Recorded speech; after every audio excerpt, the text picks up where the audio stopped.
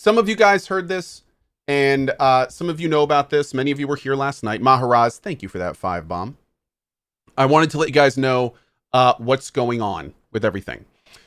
So today, estimated time, I'll just go ahead and start at the beginning. So as you guys know, a couple months ago, there was a huge firestorm of DMCA. What's the proper term for it? It's not a DMCA request. It is a DMCA. It's not a DMCA submission. A DMCA claim. Let's call it that. A claim. A strike. Well, well, they were strikes, but a DMCA claim. And basically what that is it's when a record company or a rights holding company puts an official notice in via the systems here in the United States to a company like Twitch saying, look, that broadcaster is doing something they shouldn't with something we own, and we want you to stop it and take it down immediately. That is a DMCA claim. Now, what happened is that a couple months ago, these companies that hold these rights basically found out a way to scan all of Twitch streamers' clips. So what happened is overnight, in about a 48-hour period, many streamers got DMCA claims against them. Now, here's the thing. DMCA is not something Twitch controls. As a company in this country, they are bound by DMCA laws. By being a broadcast company, they have to respect them. If they were to go against them, then they would open up themselves to liability, and all sorts of terrible things could happen to Twitch, which would affect every single person on Twitch, even those that have nothing to do with it. So basically, the reason I'm saying that is Twitch has to treat these very seriously. If a DMCA claim comes through, even if it's bogus, as we've seen in the past, even if it's bogus, they have to do something about it immediately because that's law. That's how it works.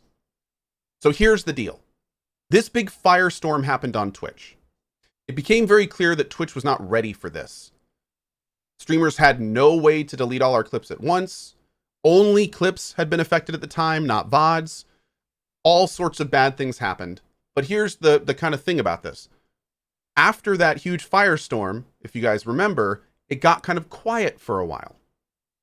Now, one of the reasons it got kind of quiet was because Twitch was trying to set up stuff to help streamers get around this. We can now delete all our clips at once. Things like that. Now, do we have enough of those things and enough protections? Absolutely not. Twitch is still very much working on it. But the thing is over the last week, Twitch made it very clear that today, Friday, they would start processing these claims again. So we basically were notified from Twitch that if we wanted to be completely safe against this stuff, that we needed to be responsible for the content on our channels. Now, of course, Twitch is in a very awkward position because the more they tell us about this, the more liable they become. The more exact they are about it, the more we can yell at them for being wrong. And because they're kind of caught in the middle of this, it's been very gray, to be obvious, or to be clear. It's been very murky. Even when I was talking to my Twitch contact, he was just like, all we can do is tell you like the best advice we can give. And basically, the premise here is that if you don't have anything to scan for DMCA takedowns, you are, at least with that content, not going to get DMCA takedowns for it. So because of that, myself and many other streamers have taken the nearly unprecedented leap of deleting all of our recorded content on Twitch. For me personally, this was over 6,000 VODs dating 7 years. This was material that I was extremely happy and looking forward to sharing with my kids one day. It is covering thousands of moments that I was hoping would be immortalized on the internet. And they are now gone. I did not have the time to back them up, and I didn't have the space personally. I found out later, bless his heart, that Barry did have some systems in place that could have helped me do this. But even then, the timing and the speed in which this huge amount of VOD data I have probably would not have synced up to be safe in getting this all off my channel in time. So here is the silver lining. As you guys know, a couple years ago, I started working with a gentleman named Red Eyed Monster. He has diligently been moving all of my content to YouTube in a timely fashion. He has been cataloging it, he's been categorizing it, and he has really turned my YouTube into something very special. It is a giant library of past content that thankfully is not only for the last couple years, but also we have a great relationship, and I'm looking forward to continuing that for many years to come. So the good news is that the YouTube will still continue as normal. The bad news is that I am essentially stopping VODs on Twitch. We're still figuring out what this is going to mean for clips. I am going to be regularly deleting my clips. So I don't know how that's going to work for like clip submission. We're still figuring out how that's going to work for the monthly highlights. Our highlight guy, who is now Techlios, who's been making phenomenal highlights lately. What we may need to do is come up with a system, and I need to talk to Barry about this, where when you guys submit a clip, then it automatically downloads it. And then Techlios can go through later and just delete all the ones he doesn't want to use. And that way I can like delete the clips every couple days and we'll be okay. And Techlios will have them and make these phenomenal highlight reels that he's been making lately. But again, this is something we're going to have to figure out, and it's going to be a growing process as we move forward. Also, I want to give a shout out to my mods who are going to be helping me tailor the hundreds of commands that reference clips that are going to not exist soon. This includes clips where I explain things, clips where I give my opinions, clips where I give instructions on how to do things.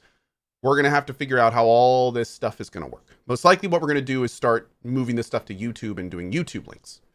But yeah, that's kind of how that works. Now, a lot of people, there's some really good questions here. And the biggest one is, I don't understand. I thought Twitch muted VODs and clips. Why is this happening? And that's a great question. Here's the issue. Twitch does mute VODs and clips, but the system is not infallible. Sometimes it misses things. Sometimes, like the great example in the chat that will not be named this morning, maybe GTA loses the license to a song and they take it out of their game. Well, that doesn't mean that all the clips with that song in it get deleted. So then if something were to scan those clips at a later date, then it could get hit. The TLDR on this is Twitch is a neutral party in this. They're trying to help us with the muting system, but if that system messes up, it's our fault, not Twitch's fault. We can't point at Twitch and say, you didn't mute my VOD, so I shouldn't get a claim. So it's a situation where it's you like, and this is the last thing I'm going to end this on. I have seen a huge amount of hatred directed towards Twitch over this. And the first thing I'm going to say is Twitch needs to get better tools, better protection, and better options for partners to manage this stuff. But the thing that I want to be super clear about, and I want to make sure people understand, is make sure you're angry at the right thing.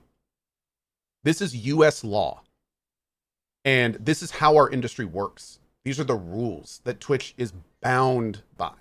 And the people that are putting in the requests, those are the people that are making this issue happen. The reason this hasn't happened for the years that Twitch has been up is because those people have not been doing this. So make sure you're mad at the right things. If you want to be mad at Twitch, be mad because the tools aren't there. But I've been seeing all these people being mad at Twitch for DMCAing stuff. And it's like, they can't do anything. They literally can't do anything. Be angry at the YMCA? No, that's a different thing. YMCA is not that. back to the point. Just make sure, like, educate yourself on the situation. I also want to end this by saying I'm not a lawyer. This stuff is large and complicated. If you are more interested in knowing exactly how this works, I highly suggest Googling and looking up from accredited people in the industry on exactly how this functions. Everything I've been saying here is an extremely layman's, simple explanation about what's going on. And if you want the fully accurate, larger picture, you're going to need to look elsewhere for that, because I'm not an expert on this. All I know is what I'm being told to essentially make sure that my position here is protected, which is the most important thing. I have a family, guys. I love what I do. I can't take risks with this. I can't, especially just for music, man. There's so many great games out there that have no music in them that we need to worry about. And I can't do it. I mean, literally, I have been warned of two things that are very scary to me. And those two things are that these companies issuing DMCAs, they're looking for ways to get this done in real time.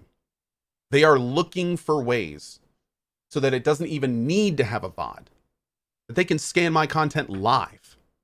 And the other scary thing is that a lot of these music companies are starting to look into how they can claim rights in the games that they license their music to. So real talk, there's a chance that the game selection on my channel in the future may be influenced by the music in the game, which is one of the reasons I was so happy last night when Cyberpunk tweeted out, yo, we basically paid everyone to make the music for our game. So we're going to do everything we can to make sure none of this stuff affects Cyberpunk. I was just like, thank you. Thank you, CDPR. Thank you. You are the chosen ones. But yeah, but I mean, this is going to be extremely hard for games like GTA, Fallout. Oh my God, Fallout. Their entire radio is just licensed music.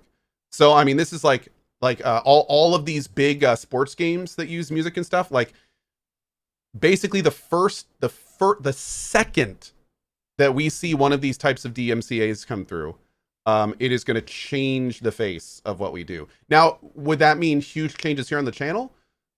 Really, for me, it would just change my game selection. You know, the games like Last of Us 2, the big AAA games that are licensing big AAA music. Maybe that's it for those here. Maybe that's it. Like that. But you know what? Hey, we'll figure it out, man. We'll figure it out. We'll get around it and we'll figure it out. That's just how it works. I guess we'll have to play more games like Solasta. Guess we'll have to play more Pathfinder Kingmaker. Have to play a lot of old games. Finally can start working through the list. I mean, you know, we'll figure it out, man. We'll figure it out. My pledge to you is that whatever happens, as long as I'm still able, which I very much hope to be, I will try to keep bringing you as much content as I can. And if we have to tailor our games list to do that safely, then that's exactly what we'll do.